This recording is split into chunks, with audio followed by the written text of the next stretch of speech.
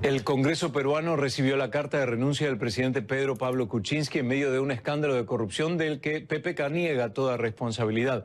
Y el futuro inmediato del presidente está en veremos. Un juez peruano considerará el pedido de prohibición de salida del país de Kuczynski si el Congreso, de mayoría opositora, decide aceptar la renuncia del presidente. Jimena de la Quintana está en Lima siguiendo el desarrollo de los hechos. ¿Qué novedades en esta última hora, Jimena? Guillermo, ¿cómo estás? Muy buenas noches. El debate tenía que iniciarse a las 4 de la tarde, hora de Lima. Se inició aproximadamente a las 5 de la tarde y aún continúa. Es decir, tenemos ya más de 3 horas de debate. Los congresistas están manifestando sus distintos puntos de vista respecto a esta carta a la que tú justamente te referías, a la carta de renuncia de Pedro Pablo Kuczynski. El debate no termina hoy, continúa mañana viernes porque Martín Vizcarra está llegando la madrugada del viernes justamente a Lima. Así que el debate va a continuar el día de mañana, o probablemente termine hoy día, pero la votación propiamente dicha, es decir, si se acepta o no la renuncia de Pedro Pablo Kuczynski, no se daría hasta mañana o no se dará hasta mañana, justamente porque Martín Vizcarra estará entonces en la capital y solo en ese momento él asumiría la presidencia de la República. De hecho, ya el Palacio de Gobierno se ha comunicado con los periodistas, nos ha dicho cuáles son los pasos a seguir para la acreditación respectiva. Este es un cambio de mando, como se suele dar cada 5 años en el país. Esta obviamente es una excepción por la renuncia de Pedro Pablo Kuczynski, pero mañana lo que ocurriría es que Martín Vizcarra estaría saliendo más o menos a mediodía, se nos ha dicho, aún no se nos confirma la hora, de la Cancillería del Ministerio de Relaciones Exteriores para dirigirse al Congreso de la República. Ahí el presidente del Parlamento le pondría la banda presidencial. No se sabe si él se va a dirigir o no al Congreso y a la Nación luego de esto, y luego ya de tener la banda presidencial, de asumir la presidencia de la República, él terminaría dirigiéndose probablemente a Palacio de Gobierno a iniciar sus labores como presidente de la República. Jimena, me interesa saber desde el punto de vista de lo que pasa en la calle, si hay tranquilidad, si el pueblo está tranquilo, si hay orden en las calles de las ciudades principales del país. Sí, Guillermo.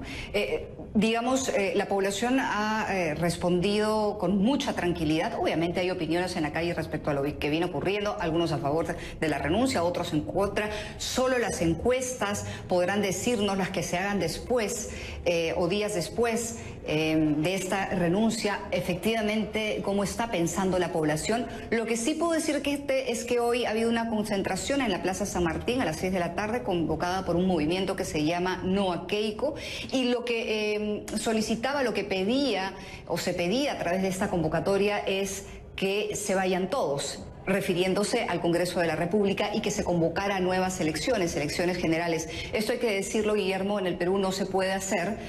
Se podía hacer si es que los vicepresidentes renunciaban y asumía la presidencia del Congreso el presidente del Congreso, pero eso no ha ocurrido. Así que a Martín Vizcarra no le corresponde convocar a elecciones, y si es que puede hacerlo, la Constitución dice que no. ¿Cómo tendría que hacerlo si es que esto ocurriera? Bueno, con una reforma constitucional. Y podríamos pensar que va a ser difícil que el propio Congreso realice una reforma constitucional para que ellos mismos se vayan a su casa. Gracias, Jimena de la Quintana, desde Lima. En cualquier momento, si es necesario, volvemos contigo. Buenas noches. ¿Qué hereda el próximo presidente de Perú en caso de que se le acepte la renuncia a Pedro Pablo Kuczynski? Bueno, gracias por invitarme. Lo que hereda el presidente Vizcarra es primero el sacudón fuerte, el golpe fuerte. Ya lo vivió la economía peruana en diciembre. Ya el temor en la primera solicitud de vacancia ya pasó. Ya las economías y los mercados internacionales esperaban que en cualquier momento de este 2018 esto podía ocurrir.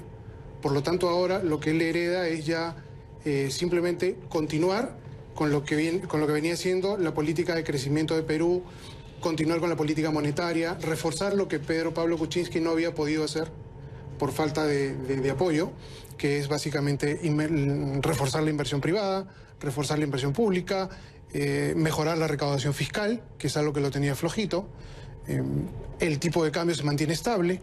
Entonces son cosas que van a ir fomentando y alentando el consumo de la población, que al final se transmite en un bienestar general para todos.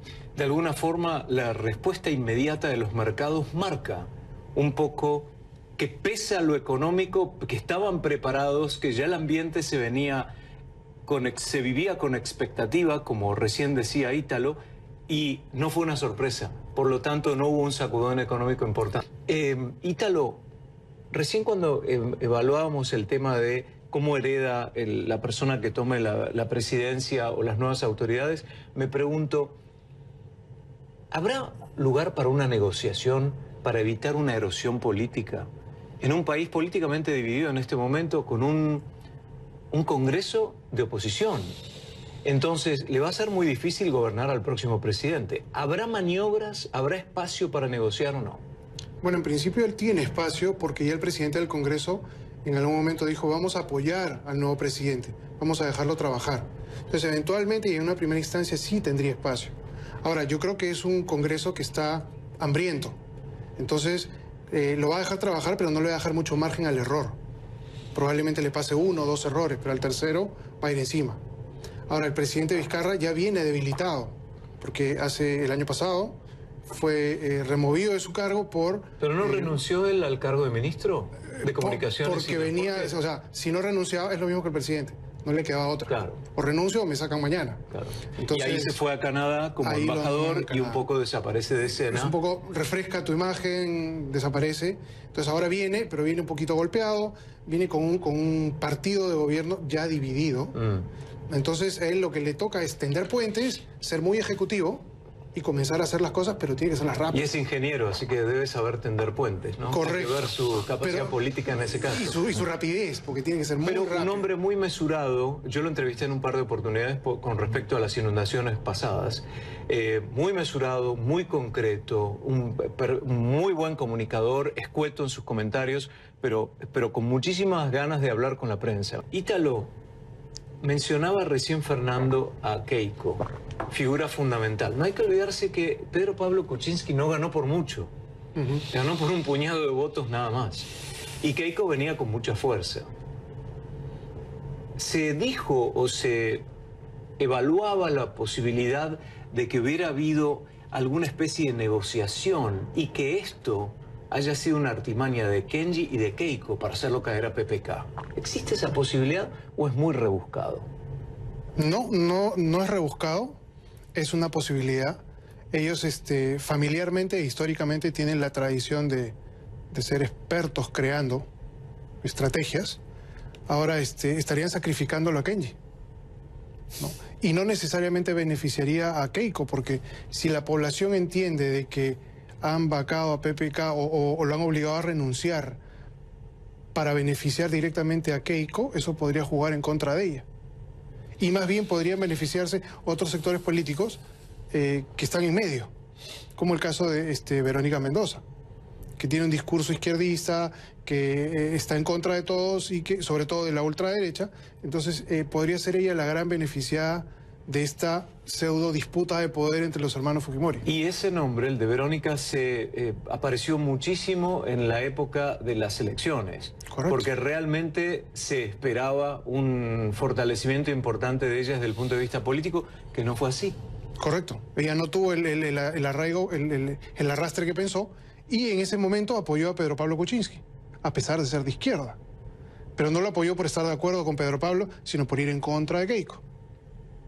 O sea, tengamos claro eso, él alcanzó votos no por lo bueno que soy, como Pedro Pablo, sino es porque no quiero que salga Keiko. Recién mientras el magistrado hablaba, yo pensaba, lamentablemente, muchos políticos optan por el partido y no por la patria al tomar decisiones, cuando en realidad deben sacrificar su futuro por el servicio en nombre de la patria, en nombre de la gente que le concedió la confianza para conducir un país. Hoy, la actitud de PPK optó por la patria y no por el partido, no por su figura. Tenía opción, porque yo escuché y era claro, o renuncia hoy día o mañana lo saca. Entonces es mejor ante un escenario como ese donde no tienes otra opción, Es muy difícil, creo que nunca vamos a saber si es que fue una decisión consciente. Voy a optar por la patria y dejar mis intereses personales. ¿Y Keiko y su actitud con respecto al presidente, la actitud del Congreso con respecto al presidente desde el día 1, es una actitud egoísta por el partido y no por la patria? Por supuesto. Pero ahí hay un problema muy grande. Hay un problema muy grande con el Congreso. La vez pasada un congresista peruano dijo, deberíamos de renunciar todos, todo el Congreso y todos los presidentes, presidente y su vicepresidente, porque necesitamos reestructurar toda la clase política. Entonces definitivamente hay un problema. Ahora, ¿quién lo va a hacer? Porque yo como congresista soy juez y parte. Yo no puedo hacer una ley para sacarme a mí mismo. Claro. Gracias, Ítalo Torres, por tu tiempo, tus conceptos. Gracias al magistrado Iván Noguera. Mucho gusto. Muchas gracias. Buena suerte, porque queremos, por supuesto, queremos mucho al Perú y queremos lo mejor para el Perú, que es una gran audiencia nuestra, y le deseamos buena suerte y lo seguimos de cerca con respeto y con responsabilidad. El Perú es un país maravilloso. Los invito a todos a que lo visiten. Buenas noches a todos. Nos vemos mañana, por supuesto. Gracias. Gracias.